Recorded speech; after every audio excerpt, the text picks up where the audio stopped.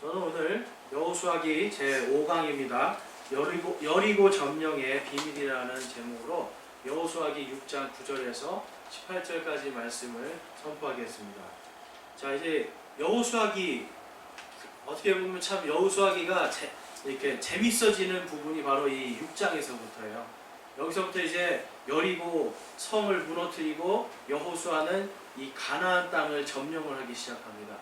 그러니까 하나님께서 그토록 주시기 원하였고 정말 모세를 통하여서 홍해 바다를 건너면서까지도 구출하여서 정말 이들이 마지막 들어갈 하나님의 약속의 땅 가나안 땅에 왔고요. 지난주까지 우리는 이들이 이제 요르단 강물을 완전히 하나님께서 열어주시고 마른 땅과 같이 거기를 건너게 하시는 것을 보았습니다. 그리고 또 이제 오늘은 여호수아가 바로 이 여리고 성을 점령하는 것을 볼 수가 있습니다. 이 여호수아가 요르단 강을 건너서 이 오늘 점령하게 될 이 여리고성을 점령하는 이 이야기들을 이렇게 쭉 보면 예수님께서 다시 오시는 때와 너무 비슷해요. 그러니까 항상 보면 하나님께서 어떤 약속하신 것들을 이루는데 특별히 이 여리고라고 하는 이 성, 그리고 가나안 땅이라고 하는 이 가나안 땅, 여기를 지금 하나님께서 심판하시는 거예요. 여호수아의 이름이 뭐라고 제가 말씀드렸죠? 원래 이름은 호세아예요. 그런데 이 모세가 여호수아로 부르고 이것이 이제 2000년 뒤에 2000년 뒤가 아니겠군요. 네, 지금으로부터 약 2000년 전에 예수님을 통해서 예슈아라는 이름으로 이제 옵니다. 그러니까 이제 여호수아라는 이름이 예수님하고 똑같은 이름이에요. 그래서 마치 이렇게 보면 예수님이 다시 오실 때와 너무 비슷하다 이제 볼 수 있고요. 그리고 이 말씀을 통해서 이 성도들이요, 이 우리 인생 속에 있는 이 여리고, 우리 인생에서 우리가 믿음 생활을 할 때 우리를 가로막고 우리가 하나님께로 가지 못하게 하고 우리를 두렵게 하는 이러한 마귀들의 많은 시험들이 있거든요. 과연 그러한 시험들을 우리가 어떻게 하면 이길 수 있는지를 오늘 이 여리고성의 점령을 통해서 우리가 알 수가 있습니다. 그래서 제가 읽으면서 여리고 점령의 비밀이다라는 제목을 붙이게 됐어요. 자, 여러분, 많은 성도들이요, 참 재미있는 거는 이 여리고성의 이야기를 들으면서 어떤 분들은 이게 실제인가 아닌가 이렇게 의심하는 분들이 있어요. 여기는 의심하지 않는 분들이죠, 다. 다 실제로 있었다고 믿으시는 분들이죠. 네. 마음은 아닌데 고개만 끄덕하시는 거 아니죠? 네. 여리고성은 실제 있었던 사건입니다. 그런데 세상 사람들이 이걸 믿었을까요? 믿지 않았어요. 세상 사람들은 믿지 않았는데요. 이것이 드디어 세상에 밝혀지게 됩니다. 그게 이제 브라이언트 우드라고 하는 이 미국의 한 박사를 통해서 됐는데, 재미있는 게 이 사람이 원래 기계공학을 했더라고요. 근데 기계공학을 하다가 나중에 하나님께서 자기를 부르신 소명을 깨닫고 다시 공부를 해가지고 이제 신학교에서 이 역사 신학을 가르치는 교수로 이 사람이 됐는데요. 이제 얼굴을 보시면 이렇게 됩니다. 자, 어떠세요? 참 선하게 생기셨죠? 네. 이분이요, 열심히 이제 1999년도에 열심히 발굴을 한 거예요. 그러니까 사람들이 여리고를 제대로 발굴을 못했는데 이 브라이언트 우드라는 박사가 열심히 여리고성 그 온 지역을 다 발굴 조사를 해가지고 결국은 여기 신문 기사에도 났습니다. 그러니까 세상의 신문 기사에도 거기 보면 뭐라고 써 있습니까? 성경 속 여리고성 최후는 사실, 이렇게 나오죠. 그러니까 이분이요, 밝혀낸 이 연구 조사가 너무너무 확실하니까 세상의 신문들도 야, 성경 속에 있는 여리고성의 최후가 사실이었구나. 그 전까지는 믿는 사람도 있었고 세상에 있는 역사가들도 반신반의하고 아니면 이건 신화다라고 얘기했어요. 왜 그럴까요, 여러분? 성이 손 하나 까딱 안 하고 무너졌다고 하잖아요. 그러니까 이게 신화라는 생각을 하는 거예요. 그런데 우리는 성경의 말씀을 믿잖아요. 하나님께서 하나님의 손으로 못하실 게 뭐가 있겠어요. 그렇죠? 그래서 이 우드라는 사람은 바로 그걸 본 거예요. 하나님께서 못하실 것이 없다. 그래서 이 사람은 성경을 믿는 사람이었습니다. 성경을 믿고 바로 이 여리고 지역을 열심히 탐사한 끝에 이 사람이 밝혀낸 사실이 무엇이냐면 바로 이 기원전 1555년까지 이 성이 존재했어요. 그러니까 딱 거의 이 여리고성, 그러니까 모세와 그리고 이 여호수아가 이 여리고성 앞에 건너편 요르단 강물을 딱 이제 바라보고 있을 때와 거의 일치합니다. 그래서 이 사람이 이제 발견한 게 무엇이냐면 성벽이 밖으로 무너졌다는 거예요. 자, 여러분 이 성벽이요, 이 어떤 걸로 만들어지냐면 전부 다 벽돌을 구워서 만든 성벽이었어요. 근데 이 성벽이 밖으로 무너졌다는 거예요. 근데 역사학자들이 이제 이거를 보고 아, 이게 정말 성경적으로 사실이구나라고 이야기를 한 이유가 있어요. 왜 그럴까요? 역사적으로 전쟁을 해서 성이 무너지잖아요. 그리고 이 바깥에 있는 군사들이 성벽을 무너뜨리잖아요. 그러면 여러분 성벽을 여기서 밀어서 넘어뜨리는 게 쉬울까요? 당겨서 넘어뜨리는 게 쉬울까요? 밀어버리는 거예요. 어떤 큰 공성장치로 밀어가지고 성의 가장 약한 곳을 밀어서 무너뜨립니다. 그런데 이 여리고성을 발굴해 보니까 어떻게 됐어요? 성벽이 전부 다 바깥으로 누워 있는 거예요. 그래서 이거는 안쪽에서 바깥쪽으로 밀지 않는 이상은 무너질 수 없는 모양인데, 그런 이유들 때문에 여리고성은 사람이 무너뜨린 게 아니다라는 결론을 내리게 됩니다. 그래서 성경의 말씀이 진리다. 그래서 이제 지난주에도 제가 저번에도 한번 보여드렸는데 여리고성은 이렇게 이중으로 되어 있는 성입니다. 천혜의 요새고요. 밑에는 축대를 쌓아가지고 사람이 올라가지 못하게 만들어놨어요. 굉장히 가파른 축대를 쌓았단 말이에요. 그래서 이제 발굴을 해보니까 성벽의 모양이 이렇게 된 거예요. 축대가 쭉 있고요. 그 위에 벽돌로 이렇게 벽을 쌓고 그 뒤에 또 2개의 벽을 쌓습니다. 자, 저 밑에 조그만 사람이 보이세요? 조그만 사람. 자, 저 사람들이 저 위로 이제 올라가려면 어떻게 해야 돼요? 밧줄을 걸거나 뭐 아무튼 사다리를 놓거나 이렇게 해야 되는 거예요. 그러니까 여기는 참 올라가기가 굉장히 힘든 곳인데, 자, 이것이 성벽이 바깥으로 무너지면 어떻게 될까요, 여러분? 저 벽돌이 바깥으로 무너지면 어떤 효과가 있냐면 계단처럼 밟고 올라가지. 그러니까 성벽이 바깥으로 무너졌기 때문에 이스라엘 백성들은 아주 쉽게 올라갑니다.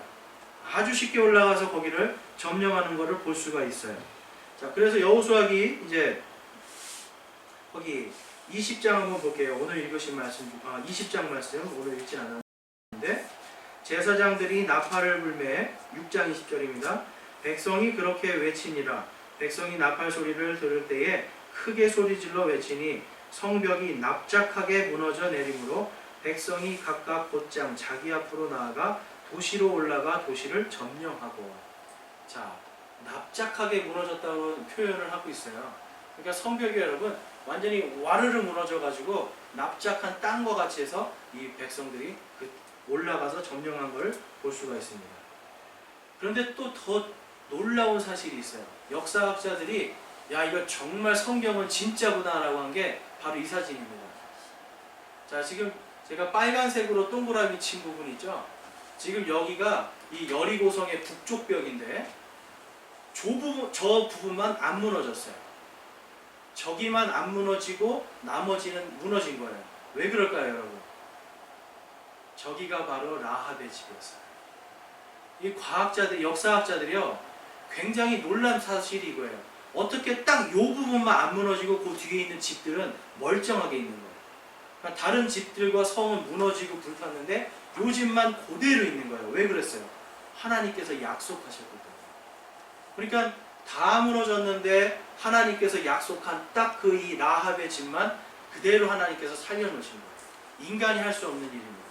그렇기 때문에 이것은 이제 독일의 발굴 탐사자들이 1907년부터 9년 동안 탐사하면서 이곳이 바로 라합의 집일 것이다 라고 이제 추정한 곳인데, 여러분 하나님께서는요 약속하신 그대로 이루시는 거예요.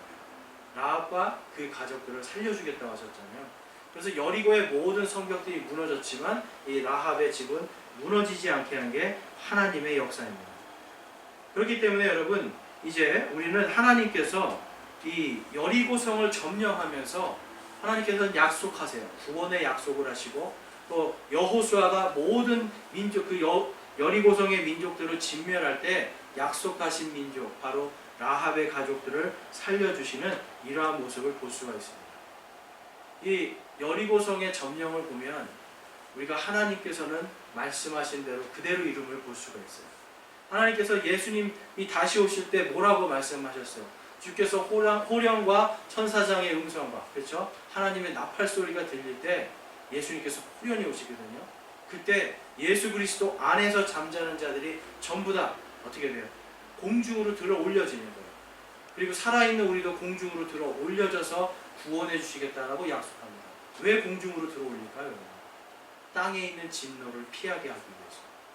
하나님은 약속하신 그대로 오시는 분입니다. 그래서 이제 오늘 제가 이 여리고 정복의 비밀을 보면서 오늘은 세 가지의 7이 나와요. 7. 이 여리고성을 정복할 때 여러분 몇 명의 제사장이 몇 개의 나팔을 불었죠? 7명의 제사장이 7개의 나팔을 붑니다. 그리고 7일째가 되어서 하나님께서 심판하십니다. 그러니까 하나님은 지금 세계의 7로 역사를 하시는데 성경에 보면 7로 역사하는 경우가 굉장히 많이 있습니다. 왜 그럴까요? 7이라는 숫자가 의미하는 게 완전한 숫자이기 때문에. 그러니까 좌로나 우로나 치우침 없이 완전한 숫자인 7로 하나님께서 역사하는 것을 볼 수가 있는데요. 이 하나님께서 이 여리고성을 점령하실 때하고 그 다음에 이 예수님이 재림하셔서 이 땅에서 몇 년 동안 재림하실 때 공중에서 재림하시고 이 땅에 몇 년의 환란기가 있죠? 7년이에요. 7년 동안 하나님께서 심판하셔서 이 땅을 완전히 다 정화시키고 마지막까지 그때에도 목배임 당하고 그때라도 믿고 구원받을 수 있도록 하나님께서 기회를 주십니다. 제가 오전에 뭐라고 말씀드렸죠? 오늘 하루 주신 게 뭐라고요? 오늘 하루 구원받을 그 사람들에게 기회를 주십니다. 예수님이 내일 오시면 여러분 구원받기가 너무너무 힘들어지는 거예요. 7년 동안 사람들이 구원받기가 너무너무 힘들어져요. 그러니까 하나님께서는 우리가 예수님이 더디 오시게 하면서 더 많은 사람들이 구원받을 수 있도록 오늘도 참고 계시다는 거예요. 그래서 우리가 살펴볼 것은 이 구원의 사건과 비밀인데요. 7 나팔과 7 제사장의 이야기입니다. 자, 여러분 여기서 보면 지금 누가 나팔을 불죠? 제사장이 붑니다. 근데 지금 앞에 가는 사람들은 누구예요? 군인들입니다. 군인들. 여러분 군인들 나팔 소리하고 예배 시간에 부르는 나팔 소리하고 같을까요? 네, 전혀 달라요.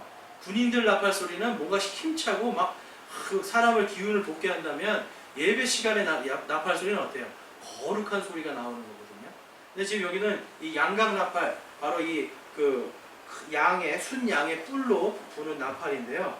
그 나팔을 예배 시간에 부르는 나팔로 나팔을 붑니다. 그러니까 하나님께서는요, 지금 첫째 날은 몇 바퀴 돌아요? 한 바퀴. 군인이 총 60만 명입니다. 60만 명이 저기를 이렇게 돌면 여러분 그냥 꽉 차는 거예요. 완전 포위하는 거예요. 그리고서 한 바퀴를 딱 돌고 자기 진영에 가서 쉽니다. 아무 말도 하지 않는 거예요. 자, 그럼 여러분이 한번 이 당시에 이 여리고성에 있는 사람이라고 생각해 보세요. 여러분 그 나팔 소리가 여러분들한테 무슨 소리로 들렸을 것 같으세요? 이게 끔찍한 소리예요. 네, 이거는 정말 죽음의 소리예요. 우리 한번 5장 말씀 한번 가볼게요. 여호수아기 5장 가보면 5장 1절에 이렇게 말씀합니다. 요르단 서쪽에 있던 아모리 족속의 모든 왕과 바닷가의 가나안 족속의 모든 왕이 우리가 건널 때까지 주께서 이스라엘 자손 앞에서 요르단의 물들을 마르게 하신 것을 들었을 때에 그들의 마음이 녹았고 이스라엘 자손으로 인하여 그들에게 더 이상 정신이 없었더라라고 말씀합니다. 자, 여러분 마음이 녹았다라는 건 뭐예요? 완전히 이제 마음이 더 이상 반항하지도 못할 만큼 완전히 녹아내려버린 거예요. 그러니까 이제 무기력한 상태예요. 정신이 없었다는 건 뭐예요, 여러분? 이들은 이제 더 이상 싸우려고 하는 어떤 의지도 없다는 거예요. 그러니까 이미 완전히 진 상태예요, 정신적으로.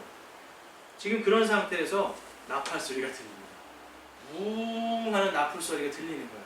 그런데 병사들이 있는데 한마디도 안 해요. 여러분 사람이 화가 나서 말 안 하고 가만히 있을 때가 제일 무섭죠. 분명히 한마디 해야 되는데 말 안 하고 분명히 화났는데 가만히 있으면 무섭죠. 이 여리고성의 백성들이 그런 상태입니다. 마음도 완전히 녹아버렸어요. 정신도 지금 완전히 없는데 멀리서 이 나팔 소리가 확 들리면서 60만 명의 군대가 쫙 돕니다. 이거는 공포예요. 더 이상 싸울 수도 없는데 공포 속에서 이들은 하루하루를 지내는 걸 볼 수가 있습니다. 그런데 그 안에서 이 나팔 소리를 들으면서 희망을 가진 사람들이 있어요. 누구죠? 바로 라합과 그의 가족들. 왜 그렇습니까, 여러분? 여리고성 백성들한테는 이게 심판의 소리예요. 저주의 소리예요. 그런데 라합은 뭘 약속받았어요? 구원받을 걸 약속받은 사람. 하나님께서 구원해 주시기로 약속받은 사람들은 어때요? 이 심판의 나팔이 복음의 나팔이에요. 야, 이제 저 나팔이 들리면 이제 이 여리고성이 무너지고 주님의 백성들이 와서 우리를 구원해 줄 것이다. 여러분, 이 라합이라는 사람이 정탐꾼 2명을 만나기 전까지는 직업이 뭐였어요? 창녀였어요. 사람들이 조롱하고 멸시하던 사람이었어요. 그런데 이 사람이 이제 하나님께서 이 여리고성을 다 무너뜨리고 구원해 주신다면 어땠어요, 여러분? 정상적인 가정이고요. 예수 그리스도 하나님의 백성 속에 지금 들어가서 여호수아와 함께 이 가나안 정복을 따라다니면서 다 목격하게 되는 거예요. 그래서 여러분, 예수님의 구원을 통해서 라합은 신분이 완전히 바뀌어버린 거예요. 죄가 완전히 끊어져 버리는 거예요. 자신의 삶 속에서 자신이 예전에는 죄인이었고요, 창녀였다라고 하는 자신의 신분이 완전히 변해서 뭐로 바뀌는 거예요? 바로 하나님의 백성입니다. 여러분, 사람이 오늘날도 수많은 사람들이요 복음의 나팔을 붑니다. 길거리에서, 그리고 이렇게 설교 단상에서, 인터넷상에서 수많은 사람들이 주님의 복음의 소리를 내요.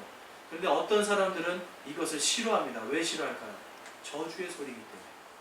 제일 싫어하는 설교가 무슨 설교일까요? 지옥 설교를 제일 싫어해요. 제일 싫어하는 게 우리는 죄인이라고 하는 걸 제일 싫어해요. 왜 그렇습니까? 우리가 죄인이고요, 예수 그리스도를 믿지 않고 지옥에 간다고 하는 것을 내가 마음을 딱 닫아버리면 어떤 상태가 되는 거예요? 여리고성과 같은 마음이 되는 거예요. 그런데 반대로 이거를 딱 열어놓고 라합과 같이 주여 살려주시옵소서, 예수 그리스도에 오시옵소서, 이분을 받아들이는 자세에 있을 때 바로 이 복음은 어떤 소리입니까? 희망의 소리이고 기쁨의 소리이고 영생의 소망으로 들어가는 소리입니다. 그래서 마태복음에 보면 이렇게 말씀하죠. 마태복음 1장 5절에서 6절 말씀입니다. 우리 한번 같이 읽어볼까요? 살몬은 라합에게서 보아스를 낳고, 보아스는 룻에게서 오벳을 낳고, 오벳은 이새를 낳고, 이새는 다윗 왕을 낳고, 다윗 왕은 우리아의 아내였던 여자에게서 솔로몬을 낳고. 여러분, 예수 그리스도를 믿고 구원받는다는 건 마치 이런 겁니다. 하나님께 내가 그분을 받아들였을 때, 그 복음을 받아들이고 내 문을 열고 영접하였을 때, 주님의 말씀을 내가 받아들이고 영접하였을 때, 그때 구원이 약속이 되는 거예요.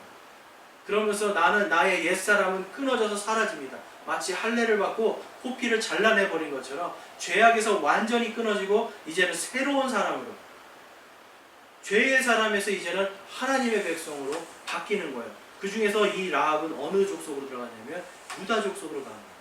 그래서 이 라합을 통해서 보아스라는 사람이 나오고, 룻기 읽어보셨죠? 그 다음에 보아스를 통해서 룻이 나오고, 그 다음에 이 룻을 통해서, 보아스는 룻을 통해서 오벳을 낳고, 오벳은 이새를 낳고, 이새는 다윗 왕을 낳는 겁니다. 다윗 왕을 통해서 누가 나타나죠? 우리의 구원자이신 예수님께서 태어나십니다.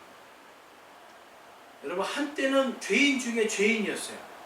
사람들에게 멸시와 천대를 받던 사람이었어요.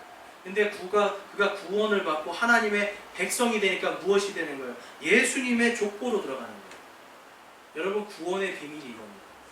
우리가 예전에 죄인이었어요. 하나님의 원수였어요. 그럼에도 불구하고 우리가 그분을 받아들이는 그 하나 때문에 우리의 이 모든 신분이 바뀌어버리는 거예요. 죄인에서 의인으로, 멸시와 천대받는 자에서 가장 존귀한 자로 바뀌면서 예수 그리스도 안으로 들어가는 겁니다. 그것이 바로 복음의 비밀입니다. 그 다음에 우리가 볼 수 있는 것은 이 예수님의 재림의 비밀이 또한 이 여리고 정복에 들어가 있어요. 일곱째 날에 바로 이 여리고성이 무너지죠. 우리 한번 말씀을 보겠습니다. 15절 말씀 볼게요. 6장 15절 말씀. 일곱째 날에 그들이 날이 셀 무렵에 일찍 일어나 같은 방식으로 도시를 7번 에워쌌는데, 그날에만 그들이 도시를 7번 에워쌌더라. 7번째 제사장들이 나팔을 불매 여호수아가 백성에게 이르되 외치라 주께서 도시를 너희에게 주셨느니라. 자, 6일째까지는 백성들이 외치지 않았습니다. 여호수아도 한마디도 하지 않았어요. 그런데 7번째 날에 7번을 돌고 7번째에서 외치게 됩니다. 여러분, 하나님은요 지금 6일 동안 사실 참아주시는 거 아세요? 그리고 마지막 그 7번째 날도 6번이나 참아주는 거 아세요? 여러분, 하나님이 지금 계속 참고 계시는 거예요. 무엇을 참고 계셨을까요? 여리고성 이 백성들이 성문을 열고 주님께 회개하기를 기다리십니다. 라합과 같이 자신의 성문을 열고 주님께로 나오면 하나님은 긍휼하시기 때문에 살려주신다고 이 모세에게 약속을 하셨어요. 누구든지 너희가 화친을 선포했을 때 그거를 받아들이는 자, 성문을 열고 나오는 자들은 다 살려주라고 했어요. 그런데 이 여리고성은 어땠습니까, 여러분? 문을 꽁꽁 닫고 있었습니다. 여러분, 여기에 보면 이 사람들이요, 여러분, 왜 문을 닫고 있었을까요? 제가 그거를 가만히 생각해 보면서 말씀을 묵상할 때 오늘날 우리의 모습이 생각이 났어요. 하나님의 나팔이 아무리 울려 퍼져도 여러분, 사람들이 귀를 막는 거예요. 듣고 싶지 않아요. 내 마음의 문을 딱 닫아버려요. 그리고 심지어는 다른 생각을 막 하기 시작해요. 듣기 싫으니까. 라합은요, 이 나팔 소리를 들을 때 구원의 소리구나, 기쁨의 소리구나, 이제 내가 살았구나 했지만 여리고 백성들은 거기에 귀를 막아버리는 거예요. 듣기 싫었고요. 그들은 이걸 받아들일 수가 없었어요. 이 현실, 자기들이 지금 망할 것이라고 하는 현실을 받아들일 수가 없는 거예요. 마치 우리가 이 복음을 전도할 때 당신이 오늘 예수 그리스도를 믿지 않으면 지옥에 갑니다. 당신이 죽으면 지옥에 갈 수밖에 없습니다 라고 하는 그 말을 듣기 싫어하는 것과 똑같은 거예요. 여리고성 주민들은 귀를 막고 마음의 문을 닫았던 겁니다. 여러분, 하나님께서 그런데도 마지막 때까지, 마지막 날 7번을 도시는 거예요. 너희가 이래도 회개를 하지 않겠냐? 이래도 너희가 7번 동안 하는데도 너희가 이래도 마음을 열지 않겠냐? 여러분, 예수님께서 오실 때가 가까이 됐다고 우리가 늘 생각하잖아요. 지금 보면은요, 여러분, 세상이 약간 좀 양극화되고 있어요. 예수님을 정말 열심히 믿는 사람들이 나타나는 반면에 예수님을 정말 싫어하고 조롱하는 사람들이 막 나타나고 있어요. 지금 이게 마지막 때로 가면서 사람들이 믿음이 갈리는 거예요. 왜 갈릴까요, 여러분?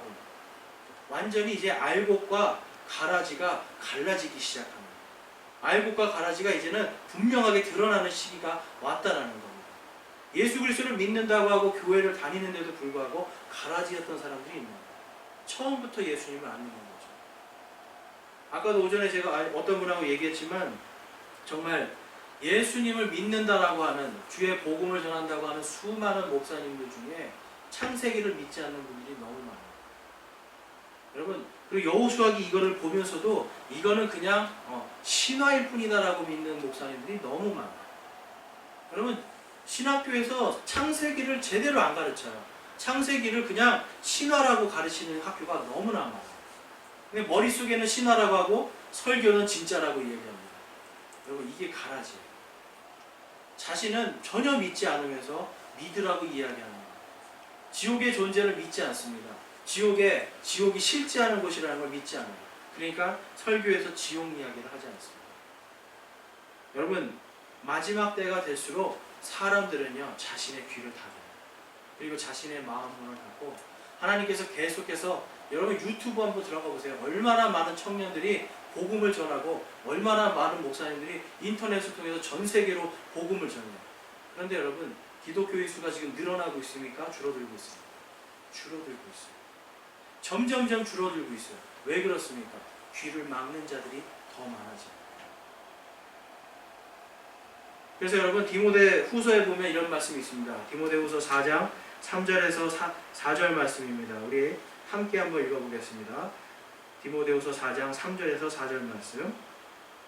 때가 이르리니 그들이 건전한 교리를 견디지 못하며 귀가 가려워 자기 욕심대로 자기를 위해 선생들을 쌓아두고 또 진리로부터 귀를 돌이켜 꾸며낸 이야기들로 돌아서리라. 아멘. 여러분, 이게 마지막 때에 일어날 일이에요. 꾸며낸 이야기들로 돌아선다는 거예요. 때가 이르니 그들이 건전한 교리를 견디지 못한다는 거예요. 여러분, 건전한 교리 중에 가장 중요한 게 뭔지 아세요? 구원의 교리입니다. 그리고 예수님이 재림하시는 재림의 교리예요. 그리고 우리가 예수님과 같이 부활해서 공중에서 주님을 만난다는 부활과 휴거의 교리들이에요. 이러한 교리들의 사람들을 견디지 못해서 귀가 가려워서 자기 욕심대로 자기를 위해 선생들을 쌓아두는 거예요. 여러분, 우리나라에 지금 번역돼 들어오는 수많은 이제 외국 서적들, 신앙 서적들, 사람들이 열광을 해요. 뭐 찰스 핀이라든지 뭐 이런 사람들, 그렇죠? 뭐 그리고 또 누가 있을까요? 뭐 조엘 오스틴이라든지 이러한 사람들, 한국 사람들이 막 번역해서 와 정말 좋은 사람이다, 이런 사람들이 있어요. 근데 실질적으로 미국에서는 별로 안 알아주는 사람이에요. 이 사람들은 거짓 대언자라고 이야기하는 사람이에요. 왜 그렇습니까? 꾸며낸 이야기들을 하는 사람이에요. 기복주의와 그 다음에 올바른 구원론과 올바른 종말론을 가르치지 않기 때문에 그들을 인정해주지 않는 거예요. 그런데 사람들은요, 그들에게 열광을 합니다. 왜 열광을 할까요? 자기들의 욕심을 채워줄 수 있거든요. 여러분, 이렇게 하면 복을 받습니다. 여러분, 착하고 긍정적인 마음을 가지면 이 세상에서 복되고 잘되고 잘 살 수 있습니다. 긍정적인 말을 하십시오. 긍정적인 말을 하면 여러분들이 긍정적인 답을 얻고 복을 얻습니다로 이야기해요. 근데 여러분, 복음에 긍정적인 말이 있습니까? 없습니까? 엄밀히 따지면 복음은요, 긍정적인 말보다는 부정적인 이야기가 더 많아요. 당신은 죄인입니다. 당신 죄인입니다. 당신 예수 그리스도를 믿지 아니하면 당신은 지옥에 가기로 정해져 있습니다. 여러분, 긍정적인 이야기예요, 부정적인 이야기. 복음은요, 마치 이 일곱 제사장이 일곱 나팔을 쭉 불면서 갈 때와 똑같습니다. 그것을 받아들이는 자에게는 축복의 말씀이지만 마음을 닫고 귀를 닫은 자에게 저주의 말씀입니다. 그래서 제가 한번 말씀드렸었죠. 제가 길거리에서 죄에 대해서 설교하는데 지나가던 어떤 여자분이 저한테 네가 생각할 때 내가 죄인이냐고, 우리는 다 죄인입니다. 그러니까 어떻게 했다고 주먹을 쥐고 저를 치려고 하잖아요. 네. 얼마나 화가 나면 여자분이 저를 주먹으로 치려고 하겠어요. 덩치가 이만한데. 그만큼 듣기 싫은 소리가 여러분 복음이에요. 그렇지만 복음을 우리는 나팔을 불 때에 어떤 사람은 그 마음이 쪼개지는 거예요. 어떤 사람은 마음에 심각한 타격을 입는 거예요. 그리고 나서 귀가 열리고 마음이 열리는 거예요. 여러분, 귀가 열리고 마음이 열리는 거 그냥 살살살 좋은 말로 해서 되는 게 아니에요. 다른 방법이 아니에요. 복음의 선포는 어떤 거라고 말씀하셨어요? 성경에 어리석은 거다. 여러분, 복음 선포는 어리석은 방법으로 하셔야 돼요. 내가 보기에 지혜롭고 내가 보기에 괜찮은 방법이 아니라 성경에서 말씀하시는 대로 어리석은 걸로 하는 거예요. 당신은 죄인입니다. 우리는 죄인입니다. 오직 예수 그리스도만이 우리의 구원자십니다. 그분을 믿는 자는 천국에 가지만 믿지 않는 자는 지옥에 갈 수밖에 없습니다를 이야기하는 게 복음이에요. 다른 걸로 아무리 사람을 꼬셔봤자 소용이 없어요. 정말 맛있는 거 많이 먹이고 아무리 인간관계를 잘해도 여러분 소용이 없어요. 마음에 그 하나님의 나팔소리, 좌우의 양날선 검과 같이 그 날카로운 그 말씀에 마음이 찔려서 둘로 쪼개져야 돼요. 마음의 문이 쪼개지고 귀가 쪼개져야 구원받을 수가 있는 거예요. 그래서 여러분, 이 디모데 후서의 말씀과 그리고 이 여호수아기의 말씀을 통해서 볼 수 있는 게 뭡니까? 우리는 오늘날도 바로 이 일곱 나팔을 부는 사람들처럼 주님의 말씀을 열심히 전해야 된다는 거예요. 근데 요즘 사람들은 여러분 귀를 막고 있어요. 요즘 사람들이 귀를 막는 게 뭔지 아세요, 여러분? 특히 젊은이들 동성애로 귀를 막아요. 한쪽은 동성애로 막고요. 또 여자분들은 한쪽은 뭘로 막을까요? 페미니즘, 여성주의, 남자들은 좌익주의, 이런 것들로 막 온갖 주의들로 귓구멍을 다 막아요. 안 들으려고. 저 얼마 전에 봤는데 지금 뭐 한겨레 신문 이런 데 보니까 하나님은 동성애자를 사랑하십니다, 뭐 이렇게 해서 계속 연재돼서 기사가 나오더라고요. 여러분, 하나님이 동성애자를 사랑하세요? 동성애자를 사랑하세요? 하나님은요, 죄인들을 미워하시는 거예요.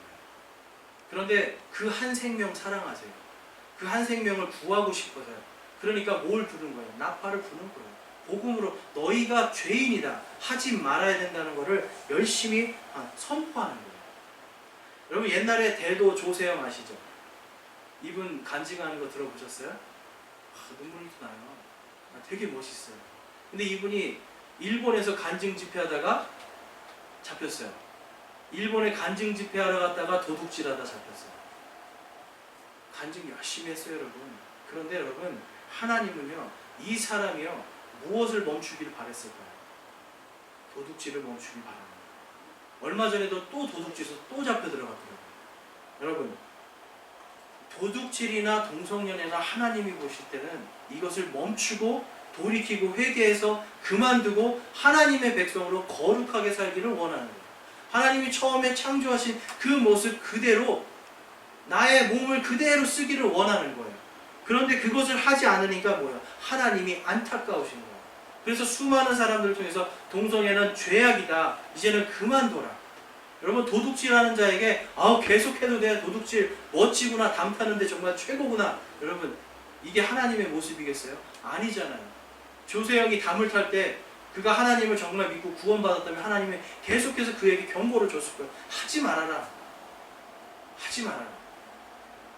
그런데 계속 담을 넣었습니다. 마찬가지예요. 동성애자들이 계속 하나님이 하지 말라는 걸 할 때 하나님의 마음은 아픈 거예요. 우리 로마서 1장 26절에서 7절 말씀 보겠습니다.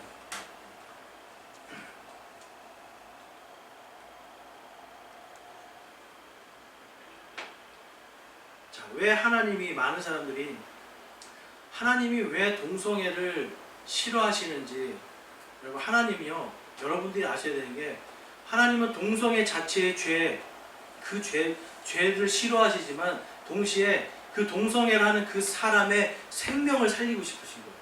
그 생명을 살리고 그가 온전하게 살기를 바라시는 거예요. 우리 로마서 1장 26절 27절입니다. 이러한 까닭에 하나님께서 그들을 수치스러운 애정에 내주셨으니 이는 심지어 그들의 여자들도 본래대로 쓸 것을 본성에 어긋나는 것으로 바꾸었기 때문이라. 남자들도 이와 같이 본래대로 여자 쓰는 것을 버리고 서로를 향해 욕정이 부릴 듯이 하여 남자가 남자와 더불어 보기 흉측한 짓을 행함으로 자기 잘못에 합당한 보응을 자기 속에 받았느니라. 여러분 지금 자기 속에 보응을 받았다라고 이야기하잖아요. 여러분이 아는 이 동성애자들이 하는, 지금 남자가 남자로서 여자가 여자로서 본래의 본성과 어긋나게 하면 하나님이 그 안에 보응을 받았다고 해요. 무슨 보응을 받죠? 대표적인 게 에이즈. 그렇죠. 남자 동성애자들은 변실금. 새요, 뒤로. 재채기만 해도 새버리는 거예요. 여러분 이게 사람 살 짓이 아니잖아요. 얼마나 더러워요. 그렇죠? 그리고 요즘에는요, 지금 제일 문제가 되는 게 동성애자들의 A형 간염입니다. A형 간염. 그러니까 엉뚱한 데다 지금 자기 몸을 쓰니까 A형 간염이 걸리는데, WHO 세계보건기구에서는 2017년에 이 동성애 퍼레이드를 통해서 A형 간염이 8배가 증가했다라고 보고를 하고 있습니다. 유럽에서 동성애 퍼레이드가 쫙 이제 펼쳐지잖아요. 그럼 펼쳐지는 그 동네는 A형 간염이 8배가 증가해요. A형 간염 걸리면 약이 있습니까 요즘? 웬만해서 잘못하면 죽어요. 하나님은요 여러분, 동성애자들의 그들이 죄에서 회개하고 바로 그들이 생명을 살리기를 원하시는 거예요. 생명을 살려서 어디로 인도하고 싶으신 거예요? 하나님의 왕국 천국으로 인도하고 싶으신 거예요. 그런데 이들이 귀를 막아버립니다. 마음을 닫아버립니다. 그러니까 어떻게 돼요 여러분? 그들의 마음 속에 죄악으로 가득 찬 그들의 몸은 육신 안에 그 속에 보응을 받게 되는 거예요. 생명을 잃게 되고요, 기능을 잃게 돼서 점점 노년으로 가면 어떻게 돼요? 인간으로서 도저히 살 수 없을 만큼 되는 거예요. 결국은 에이즈와 이러한 변실금, 이러한 A형 간염, 수명이 단축되는 겁니다. 그래서 동성연애자들이 보통 평균 수명이 50세가 안 돼요. 하나님은 그걸 원치 않으시는 거예요. 한평생을 하나님이 창조해 주신 그 원리 그대로 아름답고 즐겁고 행복하게 주님과 동행하면서 살기를 원하는데, 이들은 귀를 막아버리고 그냥 얘기하는 거예요. 하나님은 나를 사랑하신다. 하나님은 사람을 사랑합니다. 그러나 그의 죄는 미워하는 거예요. 죄에서 돌이키지 않으면 하나님께서 그들을 그냥 놔두세요. 다시 예수님이 재림하실 때 완전히 멸망을 받게 됩니다. 여러분, 또 요즘에 많이 이제 일어나는 게 페미니즘입니다. 요즘에 많은 젊은 학생들과 젊은 여자분들이 착각을 하고 있는 게 있어요. 이 성경 말씀은 남성 우월주의에서 만들어졌다는 거예요. 그래서 성경은 그게 아니라고 아무리 얘기를 해도 들으려 하지 않아요. 왜 그러면서 들으려 하지 않으니까 자꾸 무슨 생각을 해요? 여러분, 하나님 아버지가 아니라는 거예요. 그리고 이들은 지금 계속해서 이 낙태에 대해서도 찬성을 하고요. 온갖 죄악에 대해서 다 찬성을 하는 쪽으로 가요. 좋은 것이 나오면 좋은데 하면서 나쁜 것들이 자꾸 나오는데 그거를 찬성합니다. 여성의 인권이라는 이유로. 그들이 대표적으로 말하는 게 아내는 남편에게 복종하라라는 말 때문에 그렇습니다. 여러분, 아내가 남편에게 복종해야 됩니까? 성경에서 복종하라고 했잖아요. 그런데 여기서 왜 복종하라고 했는지 그 원리를 알면 이것은 절대 남성 우월주의가 아니라는 걸 알 수가 있어요. 자, 여기서 보면 이 성경에서 보면 이 여자를 교회로 하나님이 예수님께서 비유하시고 남자는 교회예요. 그러니까 하나님께서 이 교회는 신부로서 그리고 예수님은 신랑으로서 이렇게 비유를 하시기 때문에 남편은 예수님을 상징하고 아내는 교회를 상징하고 그러니까 이 질서를 잡기 위하신 거였어요. 그런데 이 질서를 잡기 위한 거였는데 왜 남성을 여성보다 높이 하고 여성이 남성을 못 가르치게 했을까요? 그것은 바로 이브가 먼저 죄를 지었기 때문에 더 큰 죄를 지었기 때문에 하나님께서 그렇게 법적인 질서로 했다라고 이야기합니다. 그리고 또 한 가지 재미있는 게 나오죠. 누가 먼저 만들어졌다? 남자가 먼저 만들어졌다. 자, 여러분, 영적으로 볼 때 남자들이요, 어떻게 보면 여성들에게 영적으로 볼 때 다 오빠들이에요, 사실. 먼저 만들어지고 여기서 나왔잖아요. 그렇죠? 그러니까 단 몇 시간이라도 오빠란 말이에요. 쌍둥이잖아요, 여러분. 그렇죠? 쌍둥이 동생 1, 2분 차이로도 오빠 동생 나눠지잖아요. 그렇죠? 네. 어떻게 보면 영적으로 보면 남자들이 오빠예요. 먼저 태어난 자들로서 먼저 이 하나님의 왕국을 경험했잖아요. 먼저 하나님을 경험했잖아요. 그리고 누가 말씀을 들었어요? 남자들이 들었잖아요. 남자들이 말씀을 들었고 그거에 책임이 있었던 사람들이라는 거예요. 그렇기 때문에 이 창조의 질서 속에서도 남자와 여자의 구별이 있다라는 것은 당연한 겁니다. 그리고 신체적으로도 어때요, 여러분? 남자와 여자는 분명히 구별이 있는 거예요. 아무리 애를 써도 남자가 아기를 낳을 수가 없어요. 그렇죠? 아무리 여러분 여자가 아무리 애를 써도 아무리 여자들끼리 결혼해도 거기서 아기가 나오나요? 절대 나올 수 없는 거예요. 신체적으로 하나님이 분명히 각각의 기능을 주셨는데 그 기능을 부인하는 것이 바로 페미니즘입니다. 그래서 개혁 성경에는 이제 고아라고 번역이 됐는데 이 영어로 가면 fatherless children이라고 해서 아버지 없는 아이들이라는 단어가 나옵니다. 여러분, 아버지 없는 아이라는 단어는 해당되는 게 뭘까요? 정말 아버지가 돌아가신 집의 아이들, 그리고 또 아버지가 가족을 버리고 도망간 가정들, 그리고 깨어진 가정들, 아버지가 없는 가정들 다 포함하고 있는 거예요. 제가 저번에 11조 설교할 때 10에 몇 조를 낸다고 말씀드렸죠? 10에 23조. 왜 10에 23조가 됐어요, 여러분? 10에 1조, 첫 번째 11조는 제사장들에게 돈벌이가 없으니까 제사장들. 나머지는 뭐였어요, 전부 다? 아버지 없는 자들, 나그네들, 가난한 자들에게 밥을 주고 먹여 살리는 일. 여러분, 하나님은요, 이 율법을 보면 철저하게 가정을 지키기 위해서 그러면서도 가장 인격적인 법을 만드세요. 그리고 남자들이 이 여자들을 당시에 어떻게 했어요? 학대했잖아요. 학대하고 함부로 대했잖아요. 그러니까 남자들이 함부로 이혼할 수 없게 법을 만들어버려요. 그 법이 그러한 법들 때문에 성경에 보면 여러분, 성경의 법대로 하면 하나님의 백성들은 그 안에서 가정이 깨어지는 일이 생길 수가 없는 거예요. 왜 그래요? 사회적으로도 야, 이제 너네가 자꾸 그러니까 우리가 너무 부담이 된다는 거예요. 그렇죠? 자꾸만 아버지 없는 애들이 생기니까. 그래서 사회적으로도 막고 하나님이 영적으로도 막고 해서 가정이 깨어지지 않게 지켰던 걸 볼 수가 있습니다. 이러한 것이 하나님의 법적으로 보면 모두가 하나님은 이 남성과 여성에게 동등하게 법을 적용하세요. 그리고 동등하게 각각의 성향에 맞게 복을 주시는 걸 볼 수가 있어요. 그런데 여러분, 과연 이러한 것도 제가 지금 잠깐 말씀드렸는데 성경이 남성 우월주의적인 책인가요? 절대 그렇지 않죠. 누가복음에 가면 전부 다 여러분 여자들, 가난한 자들, 아이들 계속해서 그들을 위한 긍휼의 마음을 예수님이 주시는 걸 볼 수가 있어요. 내 이웃을 내 자신과 같이 사랑하라 할 때 내 이웃의 남자를 사랑하라고 했어요? 아니죠. 모든 사람들이. 그래서 하나님의 법에는요, 그리고 하나님의 이 성경책은 도덕적으로나 윤리적으로나 어떠한 사법적으로나 모든 것이 남녀를 동등하게 대우합니다. 단지 차별을 두는 거예요. 기능적인 차별도. 그래서 여러분, 이 성경을 통해서 만들어진 자유민주주의의 법들은 전부 다 무엇을 보장하고 있는 거예요? 자유와 평등이에요. 자유의 평등 속에는 여러분, 남녀의 성별의 자유, 그렇죠? 종교의 자유, 이러한 모든 자유들을 다 주는 거예요. 그렇지만 무엇 안에서? 법 안에서 하라는 거예요. 자유민주주의 안에서는 모든 법들이 남녀에게 동일하게 적용이 됩니다. 남성 우월주의가 아닌 거예요. 그런데 단지 그거를 쓰는 사람들이 악용을 하니까 남성 우월주의처럼 보여요. 그리고 교회 안에서도 자꾸 이제 여자에게 왜 직분 안 주냐.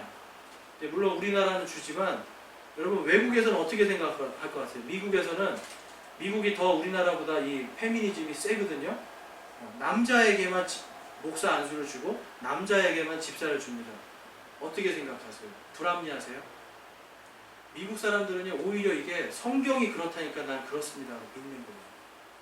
그런데 이것도 마찬가지로 영적인 이러한 창조의 질서와 그리고 죄를 짓는 것의 형벌에 대한 질서 때문에 하나님이 주신 것을 받아들이는 거예요. 그런데 우리나라에서 그게 안 되니까 자꾸만 엉뚱한 이상한 예수님을 믿게 만드는 거예요. 그리고 성경에 남성 우월주의라는 거 나오기만, 남자나 어떤 아버지나 뭔가 이렇게 권위주의 이런 게 막 나오는 것 같으면 그건 다 하나님 말씀 아닌 걸로 쳐버립니다. 자기 길을 막아버립니다. 결국은 죄악의 길로 가게 되어 있어요. 그래서 여러분, 우리가 이 마지막 하나님께서 오시는 하나님께서 예비해 주신 예수님의 재림의 때가 가까이 오고 있는데, 오늘날 수많은 사람들이 귀를 막고 마음을 닫아버리고 여리고성과 같은 그러한 삶을 살고 있습니다. 그러면 우리는 무엇을 해야 될까요, 여러분? 끝까지 인내함으로 주님의 복음을 전해야 돼요. 근데 그 주님의 복음은 주님이 명령하신 그대로 하는 거예요. 다른 것들 잔꾀를 부리는 것도 아니고요. 다른 방법을 쓰는 것이 아니라 오직 하나님의 말씀을 선포하는 거예요. 있는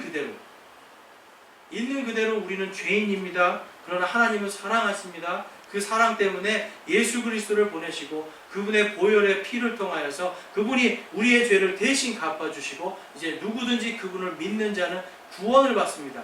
그분을 믿지 않고 받아들이지 않는 자들은 모두 지옥에 갈 수밖에 없습니다. 라고 하는 이 단순하고 명령한 복음을 전하는 거예요. 다른 것으로 하는 것이 아닙니다. 여러분, 이 여리고성이 예수님께서 마치 오셔가지고 이제 마지막 때에 오셔서 이 온 세상을 점령하는 것과 똑같은 모양 아니에요? 우리 말씀을 보면 요한계시록 11장에 보면 이렇게 나와 있습니다. 11장 15절에 일곱 천사가 나팔을 불매 하늘에 큰 일곱째 천사가 나팔을 불매 하늘에 큰 음성들이 있어 이르되 이 세상 왕국들이 우리 주와 그분의 그리스도의 왕국들이 되었고 그분께서 영원 무궁토록 통치하시리로다 하니. 아멘. 일곱 번째 여리고성에서 일곱 번째 나팔이 울릴 때 어떻게 됐어요? 사람들이 우와 하고 소리를 질렀잖아요. 마치 이것과 같이 일곱째 천사가 나팔을 불매 하늘에 큰 음성들이 있어 이르되 이 세상 왕국들이 우리 주와 그분의 그리스도의 왕국들이 되었고 그분께서 영원 무궁토록 통치하시리로다 라고 선포하는 겁니다. 여러분, 마지막 때 하나님이 끝까지 참으세요. 그리고 심지어는 7년 기간 동안도 끝까지 참으세요. 한 명이라도 그 안에 예수님을 믿으면 구원받게 돼 있어요. 근데 그때는 여러분, 예수님을 믿기가 너무너무 힘들어지는 거예요. 믿으면 어떻게 되는 거예요? 죽는 때가 되는 거예요. 지금 우리가 믿어도 죽지 않는 곳에 살고 있잖아요. 가장 행복하고 가장 편안하게 예수님을 맞이할 수가 있어요. 지금 어떻게 보면 아무 말도 않고 지금 예수님께서 우리 주변을 돌고 있는 거예요. 그러면서 나팔을 붑니다. 예수님의 보내신 사자들을 통해서 나팔을 불어요. 전도를 해요. 그러나 귀를 막고 문을 열지 않는 자들은 죽게 되어 있는 거예요. 그 진노 속으로 예수님은 오늘도 아무도 들어가기를 원하지 않으시는 거예요. 사람들은 문을 닫고 있어요. 여러분, 이럴 때 우리가 해야 될 거는 끝까지 신실하게 주님께서 명령하신 것처럼 너희들을 가서 모든 민족들에게 가서 아버지와 아들과 성령의 이름으로 침례를 주고 내가 너희들에게 가르친 모든 것들을 가르쳐 지키게 하라. 주의 말씀을 전하는 겁니다. 그것이 마치 여리고성을 무너뜨렸던 이 여호수아의 엄청난 이 역사, 여리고성이 점령된 그 비밀 속에 숨겨져 있는 것처럼 우리가 주님을 믿고 나아가서 선포할 때 그들의 마음이 깨지는 거예요. 여리고성과 같은 그들의 마음과 귀가 깨어져서 주님의 말씀 앞에 무릎 꿇게 되는 거예요. 여러분, 주님이 오시는 그날까지 우리 정말 이 여리고성을 점령한 이 비밀들을 생각하면서 끝까지 주님의 명령들을 지키기를 주님의 이름으로 축원합니다. 이 시간 기도하겠습니다.